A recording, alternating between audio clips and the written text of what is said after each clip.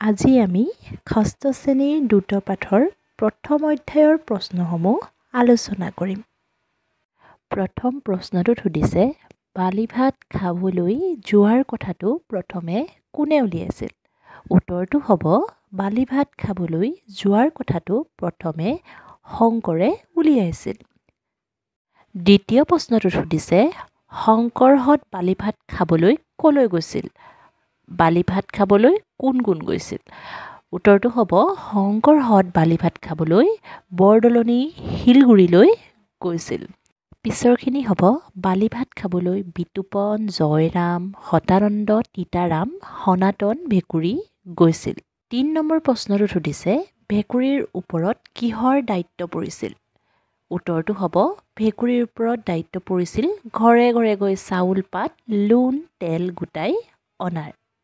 ৪ number প্ৰশ্নটোত সুধিছে, বালি ভাত কোনে ৰান্ধিছিল আৰু কি কি ৰান্ধিছিল? উত্তৰটো হ'ব, বালি ভাত শংকৰে ৰান্ধিছিল।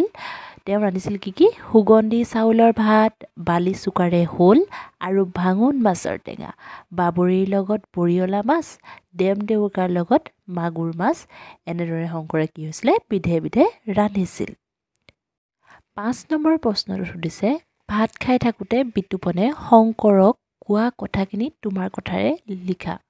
ইয়াৰ উত্তৰটো হ'ব, ভাত খাই থাকোঁতে বিতুপনে শংকৰক কৈছিল, ৰন্ধাবোৰ বৰ সোৱাদ হৈছে, খেৰসুতীয়াই ক'বলৈ লাগিব, ৰন্ধা বঢ়াৰ ভাৰখন আয়ে শংকৰক গতাই দিয়ক।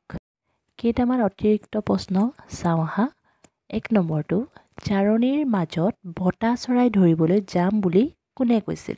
উত্তৰটো হ'ব, বিতুপনে কৈছিল। ২ নম্বৰতে, মই হ'লে নিৰামিষ নাখাওঁ দেই, কোনে কৈছিল? উত্তৰটো হ'ব, সনাতনে কৈছিল। ৩ নম্বৰতে সুধিছে, চৌকা কোনে কোনে খান্দিছিল? উত্তৰটো হ'ব, সনাতন আৰু সদানন্দই চৌকা খান্দিছিল। এতিয়া আমি কেইটামান শব্দৰ অৰ্থ চাওঁ আহা। বটা, বটা মানে হৈছে ওলোৱনিত থকা এবিধ মটীয়া বৰণৰ সৰু চৰাই। তাৰ পাছতে বালিচুকা, বালিচুকা হৈছে বাম খেতিত হোৱা এবিধ টেঙা শাক। তাৰ পাছতে ডেমডেউকা, ডেমডেউকা হৈছে চেচুকত হোৱা এবিধ কোমল আৰু চনকা সৰু বন।